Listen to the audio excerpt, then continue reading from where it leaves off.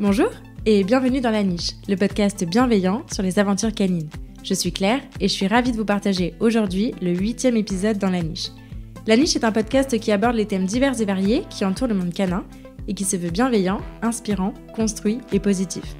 Je vous partage toutes les 2 semaines, en alternance avec les interviews, les sujets et réflexions qui me tiennent à cœur au travers de cette série dans La Niche. Vous pouvez retrouver ces épisodes solo sous forme d'articles rédigés et complets sur mon site laniche-aventure.fr. Dans ce nouvel épisode, je voulais vous parler de la perception de la vie que nos poilus ont et qui est bien différente de la nôtre. Souvent, on peut avoir le sentiment de ne pas comprendre ce qu'ils font, ou alors au contraire d'en avoir une idée très claire, bien qu'inconsciemment cette explication soit un peu trop humaine. Comprendre son chien pour pouvoir être en mesure de l'accompagner avec bienveillance, c'est tout le sujet de ce podcast et c'est toute ma vision de l'éducation canine. J'avais donc à cœur de creuser le sujet aujourd'hui un peu plus avec vous. Alors que vous soyez déjà humain d'un chien ou que vous vous apprêtez à le devenir, que vous soyez auditeur habitué ou tout nouveau sur La Niche, et dans ce cas bienvenue, cet épisode est pour vous. Mais je ne vous en dis pas plus et je vous souhaite une très bonne écoute.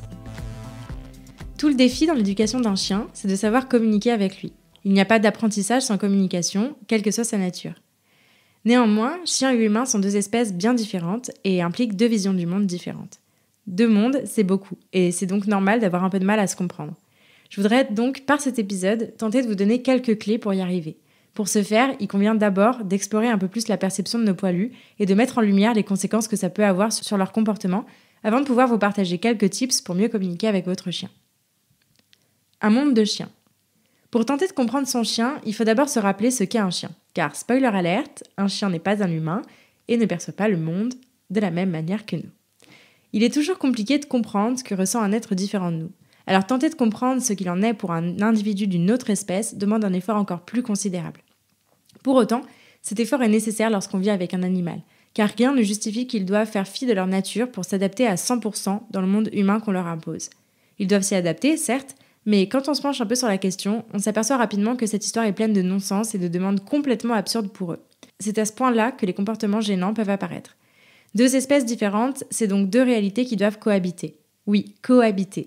C'est tout le travail des éducateurs et comportementalistes canins bienveillants que de vous accompagner sur ce chemin-là, mais encore faut-il pouvoir et savoir faire ce léger pas de côté pour comprendre un peu mieux ce qu'est véritablement un chien. Une espèce différente, ça implique un fonctionnement général différent, des capacités cognitives, réceptives, physiques différentes, un cerveau, une communication, des sens différents. Toute leur expérience de la vie dépend de leurs origines, de leurs instincts et de leur histoire. Bien que chiens et humains aient toujours ou presque vécu côte à côte, ils sont bel et bien les représentants de 2 espèces différentes. Rien qu'au niveau des sens, les différences sont énormes.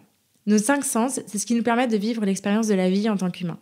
Ces 5 sens existent aussi chez le chien, mais ne sont pas dotés du tout des mêmes caractéristiques. Il me semblait donc important de faire un petit focus là-dessus. Les exemples que je vais aborder maintenant sont principalement issus du livre Planète Chien de Joël Cave-Rivière, qui date un petit peu, mais que je vous recommande fortement. Alors à titre d'exemple, sur ces 5 sens, on a d'abord l'odorat. Le chien possède 40 fois plus de récepteurs olfactifs que les humains. Il est également doté de l'organe de Jacobson, qui est atrophié chez l'humain et qui permet d'analyser les odeurs transmises qu'il renifle.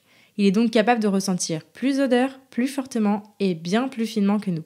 Il est également capable de percevoir les phéromones, chose dont nous sommes bien incapables, et donc rien qu'à ce niveau-là, le monde des odeurs est à lui seul déjà tout autre. En revanche, si l'odorat est très développé chez le chien, le goût du chien est assez rudimentaire. Il est doté de 5 fois moins de papilles gustatives que pour l'humain, bien qu'il y soit tout de même sensible. Ensuite, on a la vision. La vision du chien est plus étendue que celle de l'humain. Ils ont environ une vision à 240 degrés contre 180 chez l'humain. Et également, ils ont une meilleure perception du mouvement que nous. En revanche, sa vision de loin est un peu moins bonne. Un objet qui va devenir net à 75 mètres pour nos humains devient net à 20 mètres pour eux. Et idem pour la vision de près. Un objet va devenir flou à moins de 30 cm pour le chien. Ensuite, nous avons l'ouïe. L'ouïe est également développée différemment. Le chien va entendre moins bien les graves, mais bien mieux les aigus, par exemple. Il entend 2 à 3 fois mieux que nous les aigus. Également, le seuil douloureux va être bien plus vite atteint chez le chien que chez l'humain. Donc quand le bruit de l'aspirateur est bien supportable pour nous, il l'est beaucoup moins bien pour eux. Idem pour les pétards, les bruits de la ville et autres joyeusetés humaines. Et enfin, le toucher, quant à lui, est un sens qui est un peu moins développé chez le chien, bien que d'une immense importance à la naissance, puisque c'est le seul lien avec la mère. Mais le chien est doté d'une très grande sensibilité. Le contact physique, comme la caresse par exemple, peut être agréable, mais c'est pas aussi évident qu'il n'y paraît. Ça, c'est pour le chien de manière générale. Je vous ai décrit ici des grands traits généraux sur comment le chien perçoit le monde au travers de leur sens. Néanmoins, si cela peut déjà pas mal nous éclairer en termes de compréhension canine, ça ne suffit pas à comprendre son chien. Un monde propre. De la même manière que tous les humains ne sont pas identiques, les chiens ne le sont pas non plus. Rien qu'entre individus humains, la perception du monde est propre à chacun et les exemples ne manquent pas. Chacun voit la vie au travers de son expérience vécue, de sa sensibilité, de sa maturité, de son état de santé, de son activité hormonale ou encore de la satisfaction de ses besoins. Il en va de même pour les animaux. Et il en va de même pour les animaux. Ainsi, chaque individu, quelle que soit son espèce, va vivre sa vie au travers d'un monde qui lui est propre. Il s'agira alors de ses perceptions sensorielles, de sa notion du temps et de l'espace, de ses expériences vécues, de son éducation, de ses valeurs. Pour mieux comprendre son chien, il faut en réalité s'intéresser et tenir compte de son monde propre. Je vous invite à vous pencher sur le sujet, car à mon sens, il est important de connaître la perception des chiens, certes, mais plus encore de connaître son chien. L'idée, c'est d'éviter autant que faire se peut de faire des raccourcis un peu trop faciles entre deux chiens parce qu'ils ont des points communs, comme par exemple ils sont de la même race, ou ils ont une histoire similaire, ou encore ils ont vécu avec nous tous les deux, mais pas forcément au même moment. Au même titre que nous sommes tous identiques, ils le sont aussi. C'est aussi pour cette raison qu'il n'existe pas de recette pour éduquer son chien, ni pour communiquer avec lui. C'est pour cette raison qu'il faut, en tant que professionnel notamment, s'adapter à chaque binôme chien-humain qu'on rencontre, être à l'écoute de leurs besoins, de leurs problématiques et de leur monde respectif. En termes scientifiques, on va parler de l'Umwelt, le monde propre à chaque individu, qui est composé de toutes ses perceptions sensorielles. C'est l'idée selon laquelle tout ce que l'individu perçoit et réceptionne de l'extérieur va influencer son état intérieur et vice-versa. Et c'est ce tout qui va influencer l'action, le comportement de l'individu. La perception d'une situation va entraîner des émotions qui vont influencer une réaction en réponse à la situation. C'est ce qu'on appelle la réponse émotionnelle. L'Umwelt et la notion de monde propre ouvrent de nouvelles perspectives en termes de compréhension de l'autre. Il ne s'agit pas simplement d'analyser un comportement vis-à-vis d'une situation, mais également de tenir compte de tous les facteurs qui influencent perpétuellement son expérience de la vie. Donc il est fondamental de se rappeler que votre chien ne perçoit pas le monde de la même manière que vous le percevez et que quoi qu'il arrive, deux chiens ne percevront pas non plus le monde de la même manière. Ok, mais me direz-vous, qu'est-ce que ça change ? Eh bien en fait ça change beaucoup de choses. Le retour à l'équilibre. Une fois qu'on a constaté que chacun voit le monde à sa manière, il reste à se pencher sur l'impact que ça a sur notre quotidien avec notre chien. Parce que oui, il y en a un. Le fait que chaque individu perçoive le monde à sa manière va avoir une incidence sur le collectif. Tout l'enjeu réside dans le fait de trouver un équilibre entre ce qui est ressenti intérieurement, de manière personnelle, et la vie collective dans l'environnement extérieur. Tout est une question d'adaptation de l'individu à son milieu. De la même manière qu'on perçoit le monde différemment, chaque modification de l'environnement va créer des perturbations dans l'équilibre interne de l'individu. On parle ici de perturbations plus ou moins impactantes qui vont se matérialiser de différentes manières. Ces perturbations, elles ont lieu continuellement et c'est le principe du vivant. Et ça va donner lieu à des ajustements automatiques afin de maintenir les conditions internes les plus constantes possibles. C'est ce qu'on appelle l'homéostasie. Pour vous donner un exemple, et pour illustrer ce que je viens de vous dire, c'est un peu comme s'il y avait une tour de contrôle dans le cerveau de Dudus avec un immense tableau de bord rempli de plein de jauges vertes gérées par Gustave. Dès que Dudus vit quelque chose, le tableau de bord va s'emballer, les constantes se déséquilibrent et certaines jauges vont passer à l'orange, voire au rouge. Gustave va alors être chargé d'envoyer tout un tas d'informations à Dudus pour rétablir cet équilibre et aider à refaire passer les jauges concernées au vert, et ce, en permanence.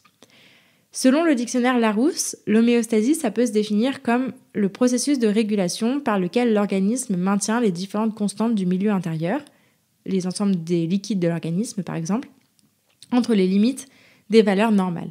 Donc à titre d'exemple, la transpiration, ça fait partie d'un processus d'homéostasie parce que ça permet au corps humain de s'adapter à la température extérieure qui augmente. Il s'agit ici d'un processus naturel et automatique qui permet au corps de s'adapter à son environnement et de rétablir son équilibre intérieur. Ici, d'éviter de souffrir de la chaleur.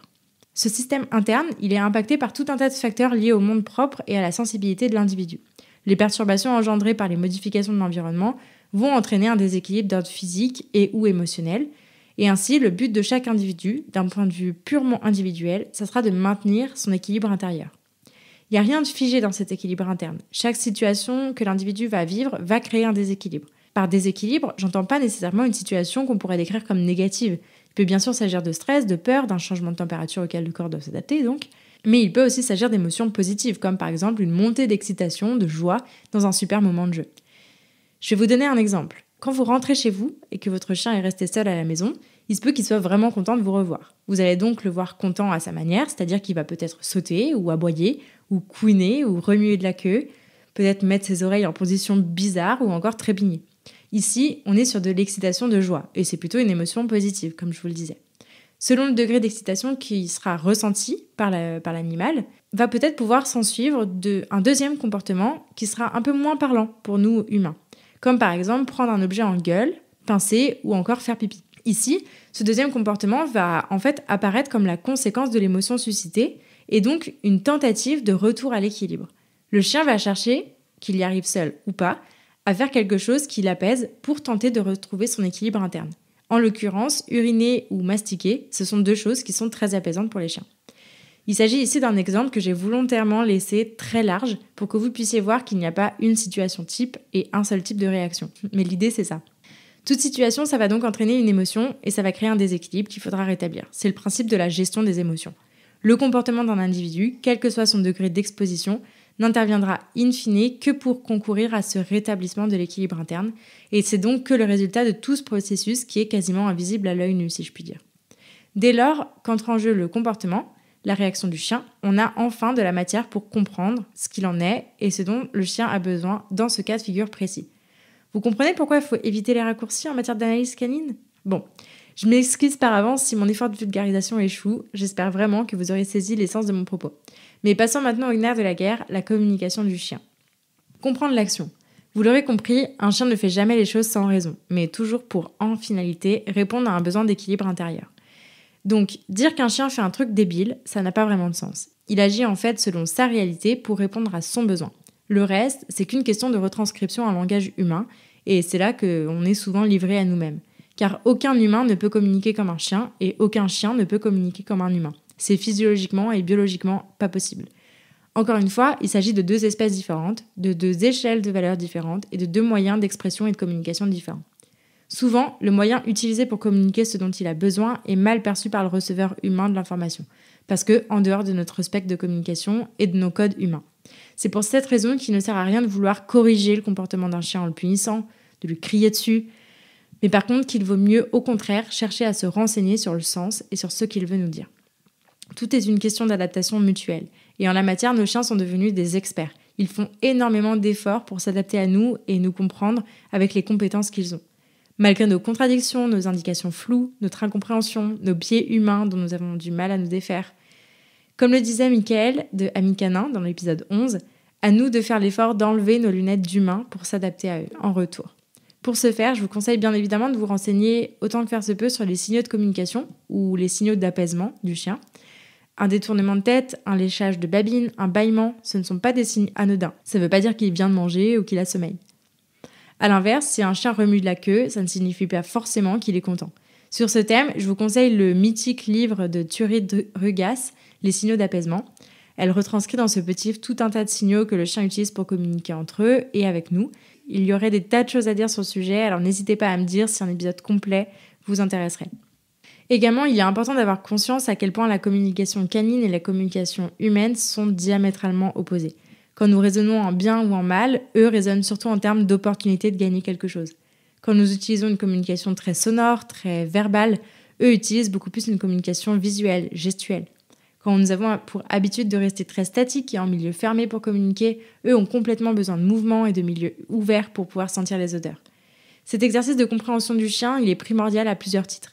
Le premier titre, c'est d'éviter de tomber dans le piège de l'anthropomorphisme en attribuant des réactions humaines à un individu d'une autre espèce, qui par définition ne peut pas avoir de réaction humaine. Et le deuxième point, c'est d'éviter également d'interpréter leurs réactions au travers de théories et croyances erronées et complètement datées. Je pense principalement ici aux théories de la dominance qui a largement influencé l'éducation canine et dont on sait aujourd'hui depuis plus de 40 ans, quand même, qu'elle est fondée sur des études qui ont été mal réalisées, non objectives et complètement erronées. On en parlera plus longuement dans les 2 prochaines interviews, alors je vous donne rendez-vous la semaine prochaine. En conclusion, je peux que vous inviter à être conscient déjà de cette différence de perception. C'est déjà un très bon premier départ et pas des moindres. Je vous invite aussi à admettre que chaque individu est différent, que chacun perçoit le monde différemment et que chaque réponse proposée est le fruit d'un processus interne, personnel et assez complexe dans le but de retrouver cet équilibre qui lui est propre.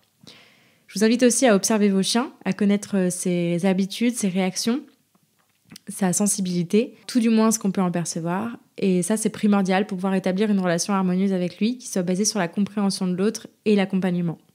Et puis bien sûr, je vous invite à enlever vos lunettes d'humain quand vous observez, que vous interagissez avec votre chien, à vous renseigner sur les signaux de communication et à faire l'effort de comprendre ce qu'ils veulent bien nous transmettre. Merci beaucoup de m'avoir écouté jusqu'au bout. J'espère que cet épisode vous a plu et si c'est le cas, je vous invite à en parler à des amis qui pourraient aider et à le partager sur les réseaux sociaux en me taguant @lanicheaventure. Si vous souhaitez soutenir ce projet, vous pouvez aussi me laisser une note et un commentaire sur la plateforme que vous utilisez pour m'écouter. Ça aide beaucoup le podcast à se développer. Pour enrichir votre écoute, n'hésitez pas à visiter mon site laniche-aventure.fr. Enfin, pensez à vous abonner et à me suivre sur Instagram pour ne rien rater des prochains épisodes. Ils arrivent très vite. D'ici là, prenez soin d'eux, prenez soin de vous et je vous dis à la prochaine!